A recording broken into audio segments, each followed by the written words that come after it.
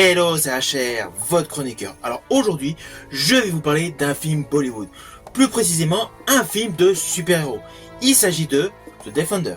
Avant d'aller plus loin, n'oubliez pas, si vous n'êtes pas abonné, pensez à le faire, pensez à la petite cloche pour les notifs. Let's go!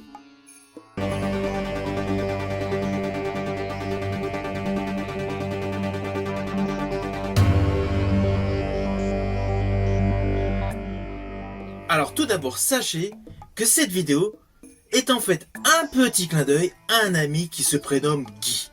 Guy qui est fan des films Bollywood. Et lors d'une discussion il n'y a pas si longtemps, il a été étonné que je connais la saga des Krish. Oui, car le titre original du film The Defender est Krish. Plus précisément, Krish numéro 3. Ainsi, cette vidéo est essentiellement pour faire un petit clin d'œil à mon ami Guy. Alors ce film The Defender est un réel mélange de genres. Il y a le côté super-héros que vous connaissez avec les Marvel, et il y a le côté naturellement musical de toutes les productions Bollywood. Et je rajouterai que la manière dont sont distillés les chants tout au long de ce film de super-héros, cela ne gêne aucunement toutes les personnes qui ne sont pas aficionados de Bollywood.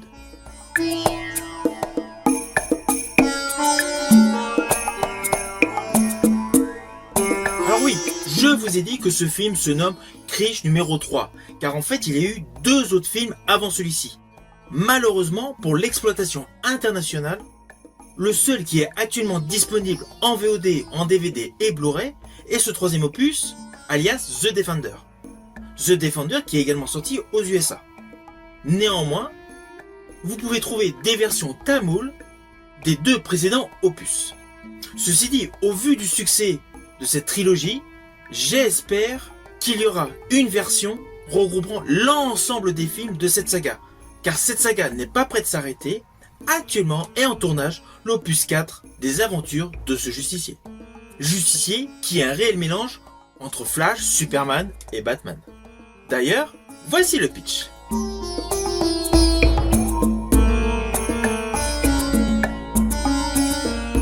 Alors dans ce film, il est question d'un virus d'un nouveau genre qui ravage la planète. Derrière cette épidémie se cache Kal, le PDG d'un puissant groupe pharmaceutique protégé par des créatures mutantes, issues de ses expériences dans ses laboratoires secrets. Alors que tout espoir semble perdu, naturellement un nouveau héros se dresse contre l'ennemi, Blast, alias le Defender. Il vole à des vitesses supersoniques et doué de pouvoirs télékinésiques, a la particularité d'avoir une force herculéenne. Naturellement, Defender va vouloir sauver le monde. Alors oui, je vous ai dit qu'à l'international, le film était connu avec le titre The Defender, car implicitement, l'histoire est totalement innovante et semble débuter. Mais si vous êtes concentré en regardant ce film, vous allez vous apercevoir qu'il y a des références à une origin story. Alors oui, l'origin story n'est pas fondamentale pour comprendre le film. Surtout qu'elle est occasionnée grâce à des flashbacks. Mais justement, les précédents films relataient cette origin story.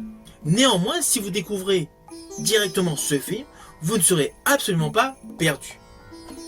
Alors l'histoire est cousue de fil blanc, c'est clair. On devine aisément tout ce qui va se produire. Ce film appartient réellement au registre de la BD. Mais je rajouterai de la BD de qualité. Car ce blockbuster Made in Bollywood rivalise totalement avec le blockbuster américain. La qualité des effets spéciaux est sans sas, les plans séquences sont virevoltants, et le jeu des acteurs est en adéquation avec l'histoire. Alors oui, il y a de la frime. Oui, le super-héros se la pète. Mais implicitement, comme Iron Man. Ce n'est pas du tout gênant dans ce style de film, dans ce registre cinématographique, de voir le premier rôle masculin frimé à 100%. C'est en totale adéquation avec l'histoire, avec le script. Lorsque l'on va voir ce type de film, on ne recherche pas un texte issu de la dramaturgie. On sait très bien qu'en allant voir un film de super-héros, les dialogues vont être assez simplistes. Et le potentiel de ce film va essentiellement être construit sur les effets spéciaux, la mise en scène et les scènes d'action. Et ce film en est pourvu de plusieurs qui sont naturellement de très bonne facture. Alors c'est clair, ce film va principalement plaire aux aficionados des chorégraphies musicales, car on va pas se mentir, il y en a plusieurs dans le film. Mais pour toutes les personnes comme moi qui ne sont pas habituées à regarder quotidiennement des films mêlant chant et danse, je peux vous affirmer que vous ne serez pas perdus. Car principalement l'histoire de ce film raconte les aventures d'un super-héros pour sauver la planète, toute l'histoire colle. Il y a de nombreuses séquences similaires au registre des films de super-héros américains. C'est pour cela que ce film est réellement destiné à un public international. Par contre, ne vous attendez pas à un film d'1h30. Le film est assez long et on va pas se mentir, il y a un passage précis où un homme et une femme discutent. Ce petit passage, je l'ai trouvé un petit peu longué. Oui, car il y a tout un côté philosophique avec l'origine du temps, enfin bon bref. Je ne vais pas rentrer dans le détail, vous me connaissez, je ne veux pas du tout vous spoiler. Mais voilà, en dehors de ce petit passage qui est un petit peu longué, tout ce film en fait est très bien construit et assez vif, assez efficace.